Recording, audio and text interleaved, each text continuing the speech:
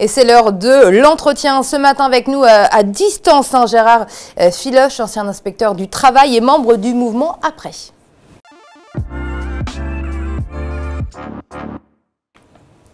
Monsieur Filoche, bonjour, merci d'être avec nous. Ce matin, on va tout d'abord, dans un premier temps, parler des retraites, puisque hier, le patronat et les syndicats se sont retrouvés pour une troisième séance de négociation sur ce dossier très sensible. Des discussions qui patinent un peu depuis qu'Emmanuel Macron, le président français, a décidé, en tout cas a appelé à réinvestir massivement dans le budget armement, parce que, je le cite, il se sent menacé par la Russie. Gérard Filoche, qu'attendez-vous de ce conclave plutôt discret qui a été voulu par François Bayrou? Oui, discret et non, parce qu'il y a quand même une raison à l'existence de ce conclave, c'est que 95% de l'opinion remet en cause la retraite à 64 ans. Il y a eu des manifestations extrêmement puissantes et si on vote au Parlement, eh bien la loi sur les 64 ans sera battue. Alors, on n'a encore malheureusement jamais voté.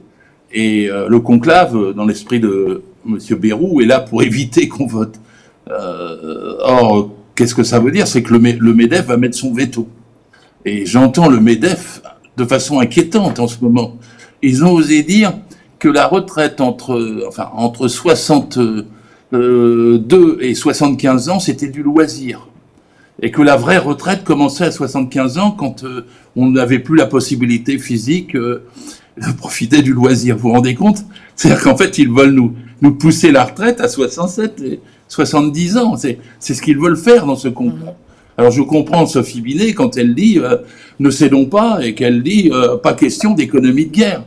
Parce qu'en fait, on nous dit maintenant, il y a même un patron qui l'a dit, maintenant, la retraite à 64 ans, laissez tomber, puisque l'essentiel, c'est la priorité pour nous défendre et faire la guerre. Alors, c'est inadmissible d'entendre ça. Bon, d'abord, il y a une chose, qui est souvent peu dite, c'est que le budget militaire de l'Union européenne est de 312 milliards. Déjà, aujourd'hui, quand je parle, le budget de Poutine en guerre est de 109 milliards. Il faut en rajouter encore beaucoup, 312 milliards, pour battre les 109 milliards. Qu'est-ce que c'est que cette histoire qui consiste à dire qu'on va transférer nos exigences sociales, nos exigences en matière de santé, nos exigences en matière de retraite, qu'on va les transférer dans un budget de guerre? Cette musique-là est assourdissante dans les gros médias aujourd'hui des milliardaires. On ne peut pas supporter d'entendre pareils mensonges, pareille propagande. Sur les plateaux télévision, autres que les vôtres, je vous remercie de m'inviter, sur les plateaux télévision, on entend les gens qui parlent de la guerre avec un ton calme. Enfin, quand même, c'est des cadavres, c'est des morts, c'est des jeunes, c'est des bras arrachés, des têtes explosées, c'est des images de 14-18. Alors, il ne faut pas transférer nos retraites sur le budget de guerre, et il faut protéger nos retraites en abolissant les 64 ans et en allant vers 62 ans. Dans beaucoup d'articles, celui de ma dernière revue Démocratie et Socialisme, je démontre comment on peut le faire en augmentant les cotisations sociales. Oui, alors justement, Gérard Filoche, je vais revenir sur le début de vos propos. Vous parlez du patron du MEDEF, Patrick Martin, ces propos qui vous ont alerté, aux médias aussi, justement, ça nous a alerté parce qu'il reprenait un peu l'exemple du Danemark qui a décidé de reporter à 70 ans l'âge de départ à la retraite pour que l'économie finance cet effort de guerre voulu par les Européens. Patrick Martin, on va justement l'écouter. Gérard Filoche, je vous laisse aussi l'écouter. C'est ce qu'a fait le Danemark. Le Danemark, qui malgré tout a un excédent budgétaire, là on a 6% de déficit, le Danemark a décidé de reporter à 70 ans l'âge légal de départ en retraite pour que l'économie finalement sache financer un effort de guerre. Donc, avec l'argument de l'effort de guerre. Avec l'argument de l'effort de guerre, explicitement. Alors, je ne suis pas en train de vous dire qu'il faut porter à 70 ans l'âge légal de départ en retraite en France, mais ça veut dire qu'il y a un consensus dans le pays et une conscience partagée que cette situation très grave nécessite des moyens exceptionnels. Gérard Filoche, on a reculé, là on était dans le débat 62, 64, et là carrément on entend le chiffre 70 ans, c'est un vrai recul. Oui, c'est tellement classique. Le patronat qui vous dit renoncez à vos retraites pour faire la guerre. Enfin, ce sont dans les deux cas les salariés qui vont servir de chair à canon. Maintenant on dit chair à missile.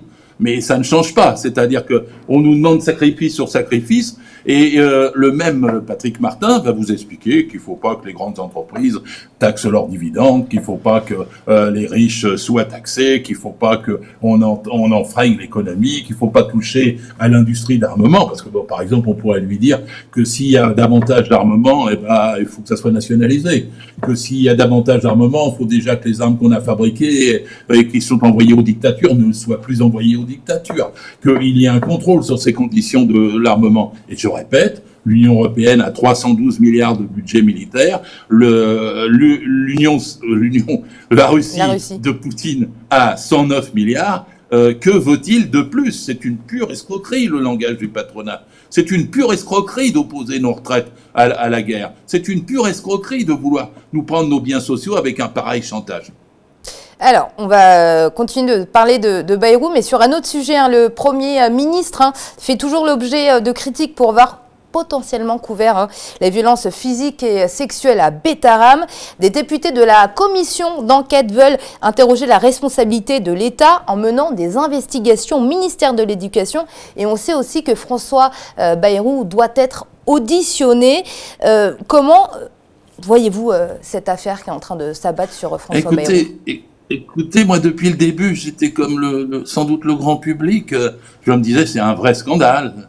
Et puis, le lien avec Bayrou, comme il avait menti, n'apparaissait pas forcément totalement évident. Mais depuis qu'il y a les enquêtes, c'est fabuleux, quoi. Il a aidé financièrement cet établissement-là quand il y avait des violences physiques et qu'il était lui-même président de conseil général. Il y a placé ses enfants, sa femme y travaillait, il a été consulté, il a été informé, on le voit en photo à côté des dirigeants coupables des violences et des abus sexuels, on le voit en fait depuis 30 ans ou 40 ans lié à cet établissement. Donc Bayrou, c'est pas une affaire Betaram, c'est une affaire Bayrou. Il a dit au début, non, vous faites un mauvais procès, en fait, vous voulez m'avoir pour des raisons politiques, etc., etc. Et il pouvait y avoir un doute. Maintenant, il n'y en a quasiment plus. C'est une affaire Bayrou. Il a été intimement lié à l'histoire de cet établissement et ne s'est jamais inquiété des signaux d'alarme qu'il y avait, même quand il y avait une petite note de son ministère et qu'il était à l'Éducation nationale, ou même quand il était président de conseil général ou qu'il était parent d'élèves. Jamais il n'a vu la période la plus cruelle où il y avait des châtiments physiques et où il y avait des sévices sexuels. Faut pas exagérer quand même, il y a quelque chose de concerné. Il est temps qu'il réponde à une commission d'enquête et qu'il s'explique, ce qui d'ailleurs met en cause, c'est vrai, il a beau le dire, oui, c'est un procès politique, mais non, c'est un procès en responsabilité, en culpabilité probablement, même s'il a le droit d'être présumé innocent, faut qu'il réponde de ce qui s'est passé.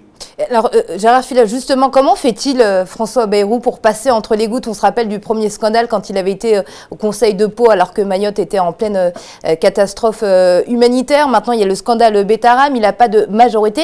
Comment fait-il pour ne pas être destitué? Je me le demande vraiment. Parce que, franchement, il a un comportement, il est différent de Barnier. Il bug tout le temps, il fait maquignon, il répond pas. Il rentre dans ses épaules et il passe à côté des questions qui sont posées. Il esquive. Il pense que chaque jour où il est au gouvernement, il gagne du temps. C'est comme sur les retraites. Il essaie de gagner du temps, mais il ne peut pas répondre à la question. C'est comme sur le budget. Il est passé à travers les gouttes en négociant, semble-t-il, quelques petites choses. C'était malencontreux, hein. Le Parti Socialiste aurait dû voter la censure. Mais il est passé quand même. C'est pas à cause du Parti Socialiste, puisque le Rassemblement National, lui, de son côté, ne votait pas. Il n'y aurait pas eu de censure de toute façon. Mais c'est la méthode de Bayrou. Ne rien faire, passer en rentrant la tête dans les épaules et essayer d'esquiver tous les coups. Ça ne peut pas durer, ça. On a besoin d'un Premier ministre, on n'a pas besoin d'un maquignon.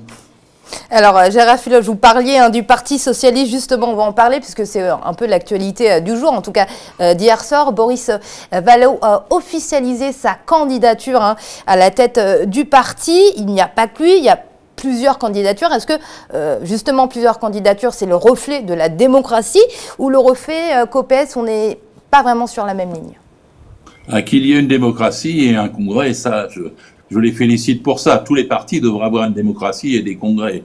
Mais est-ce pour autant, j'ai écouté Boris Vallaud, il dit c'est pour additionner les talents que je suis candidat. Oui, mais pourquoi faire? Quel est le talent qui est en cause? Est-ce que c'est pour l'union de la gauche, de toute la gauche, sans exclusif, afin de gagner contre la droite et Le Pen lorsqu'il va y avoir des élections législatives anticipées et peut-être une présidentielle anticipée? Est-ce que c'est pour gagner ou est-ce que c'est malheureusement pour se séparer, diviser, faire une nouvelle force, etc. Et dans ce cas-là, c'est sûr, hein, la gauche ne gagnera pas. Elle ne gagnera pas avec plusieurs candidats. Alors il faut le dire à Vallaud comme il faut le dire à tous les autres. Il faut une candidature unitaire de toute la gauche et il faut se mettre d'accord. J'ai peur que la candidature de Vallaud, je trouve qu'Olivier Faure s'est bien débrouillé depuis le début. Lui, il est pour l'unité, il est clair, il voulait censurer, il est clair, il veut que son parti soit ancré à gauche, il est clair, et il veut qu'il y ait une union avec toute la gauche sans exclusive. Alors donc, c'est ça qui est en jeu derrière les personnes, c'est la ligne politique. Nouveau Front Populaire ou pas? Je suis plus membre du Parti Socialiste, et c'est la première fois depuis longtemps que je suis en accord avec un premier secrétaire. Alors je défends plutôt la démarche d'Olivier Faure, si je peux avoir une quelconque influence, bien sûr. Et je dis aux militants, ne vous laissez pas égarer, retournez pas vers Hollande, même sous d'autres visages masqués. Ne retournez pas vers Hollande, parce qu'Hollande, il vous a fait perdre terriblement. Le Parti Socialiste est passé de 180 000 membres à Toulouse, à son congrès en 2012, à 18 000 membres. En 2018, à Aubervilliers, à son congrès, 180 000 à 18 000. Hollande a travaillé contre le Parti Socialiste. Hollande est passé en force avec le 49-3 contre sa propre majorité pour faire passer El Khomri et casser les principes fondamentaux du Code du travail. Et Hollande, c'était la candidature Hidalgo qui a fini à 1,74%. Ne retournez pas, votre parti a progressé avec Faure. Il est passé de 18 000 membres à 40 000 membres, d'après vos chiffres officiels. Eh bien, continuez dans cette voie. Ne retournez pas en arrière. Vous savez, Hollande, c'est comme Schröder, Blair, Kohl, pas Kohl, le chancelier allemand qui vient de disparaître, Scholz. Et surtout, ce n'est pas la voie. C'est pas la voie de l'aile droite qu'il faut sortir. C'est la voie de la gauche tout entière, une vraie gauche socialiste. Et c'est généralement quand le Parti socialiste a été dans la gauche unie qu'il a été utile et qu'il a progressé. Alors, ne retournez pas en arrière. Gérard Filage, on a compris, hein, vous êtes partisan, défenseur de la candidature d'Olivier Faure. Vous souhaitez également que le NFP reste uni, c'est votre souhait, mais est-ce que dans les faits, le NFP peut encore être viable? Ou l'est-il même encore à l'instant où on parle, hein? À l'instant où on parle, je vous concède tout à fait qu'il va mal, et j'en suis meurtri, parce que je suis comme il y a 7 millions d'électeurs qui ont voté NFP. Ils n'ont pas voté pour plutôt un parti qu'un autre. Ils ont voté pour le nouveau Front Populaire. Et tout le monde est conscient que s'il n'y a pas d'union de la gauche, nous perdrons. Et qu'en conséquence, si le NFP va mal aujourd'hui, le souhait de tous les militants, de tous les électeurs, je crois pouvoir le dire à 80 ou 90%, est un souhait unitaire. Et donc, il faut travailler à le reconstruire à la base, dans des collectifs de base unitaires, y compris pour les municipales, en vue des législatives, et au sommet avec une candidature commune. Sans ça, tous ceux qui parlent, qui disent « Attendez, moi je vais défendre telle candidature, il est vachement plus fort que les autres, il va s'imposer », ils se plantent. Personne ne pourra gagner seul. Nul ne gagnera seul la gauche. La gauche ne peut exister et gagner dans les prochains scrutins qu'unie. Et donc, il faut reconstruire ce qui peut être reconstruit. C'est notre appréciation à nous, l'après. Avec mes amis Corbière, Autain, Ruffin, c'est de reconstruire une union. Et donc, cette union-là, elle est nécessaire. Militons pour. Ça dépend de notre volonté, de notre activité, de notre bienveillance, du respect de tout le monde à gauche, du fait que personne ne s'insulte et tout le monde s'écoute. Alors, l'union de la gauche, à suivre. Alors, dernière question à Gérard Filage, parce qu'on est pressé par le temps. Malheureusement, est-ce que vous êtes optimiste sur l'avenir de la lutte sociale en France? Mais moi, je suis toujours optimiste. Si on n'est pas optimiste, on n'est pas militant. Le principe même des 60 ans que je milite, c'est effectivement pour que nous gagnions. Alors, je vais vous dire quelle est la source de mon optimisme. C'est la force du salariat en France. Rappelez-vous quand même les manifestations du premier semestre de 2023. Il y a eu 14 manifestations, 34 millions de manifestants, sans doute 6 à 7, 8 millions différents, et il y avait une grande unité dans l'intersyndicale. Le salariat, c'est 30 millions de salariés. Ils sont exploités, Ils n'ont que leur force de travail à vendre et c'est eux qui créent toutes les richesses. C'est le travail qui crée la valeur. Ils créent toutes les richesses et n'en reçoivent pas la part qu'ils méritent. Donc la force sociale principale de notre pays, c'est le salariat. Et ça va de l'ingénieur au balayeur, ça va du mécanicien à l'informaticien, ça va de la secrétaire à l'infirmière. Et donc c'est cette force sociale-là sur laquelle je base tous mes espoirs. Elle a intérêt à s'unir, elle a un salaire médian très bas, aujourd'hui c'est 2028 €, 50% gagnent moins. Elle a un salaire moyen très bas aussi, et 95% sans doute des salariés gagnent moins de 4 000 €. C'est-à-dire qu'en fait, il y a un petit pourcentage qui gagne tout, qui accumule les bénéfices, les dividendes, l'argent magique caché, ils en ont plein. Et donc, en fait, il faut unir le salariat, les salariés, faire comprendre à tous qu'ils ont le même intérêt, ils ont leur force de travail à défendre, et il faut qu'ils la vendent mieux, qu'ils obtiennent un meilleur salaire net et brut. Net et brut. C'est-à-dire pour le net, c'est pour vivre au mois le mois, et le brut, c'est pour vivre toute la vie, avec notre sécurité sociale et nos retraites. Et nous ne devons pas nous sentir en accusation ou en défensive. Nous devons être exigeants et combatifs, parce que le partage des richesses en France, aujourd'hui, est trop inégal.